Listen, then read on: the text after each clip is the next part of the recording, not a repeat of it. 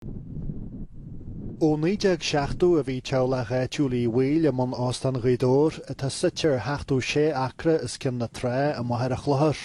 Tá clú le fad an le ar a teósta seo bhfuil réach galant aige a máthair an Atlantach agus ar na Hoileáin.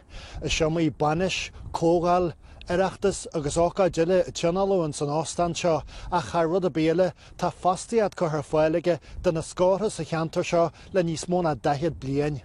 Bhí feibní éagsúla ag stúrthir an Óstán na bliantí bugan nuas, bhí gcomhlacht duile faoin na gceannas ag tréimh se bhain agus tá seachtar den na comhlachtaí sin drite inis.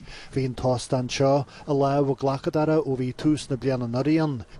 Bhíhis a súil go níolthaí an Óstán ar cheant Allsop inniu ach tá lochtgrá an cheantar Malta inis na mar seo a Harlaí. Tá ginnta amní fá seo bhí déim go mór go níolthaí agus go feimniú mar Óstán. Agus an bhainteas sem mór an cheantar, Tá builte go hágann seo gantar i dói ó híh tan na tairiscint agus bhí seart Óstán seo an amháin agus sin bhfuil hat beidir bart na hiúna sin.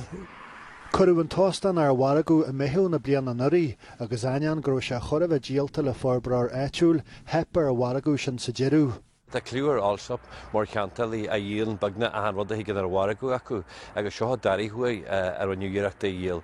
Go páirsanna hílma sin nós a bhíogamm, mothúin a bhíogamm na go deacu consortium ná bitir grúpa Óstán leis an táis seo cheannach mar go bhfuil se is éit a hantaltán agus tá síhaointán, so taontas mór an.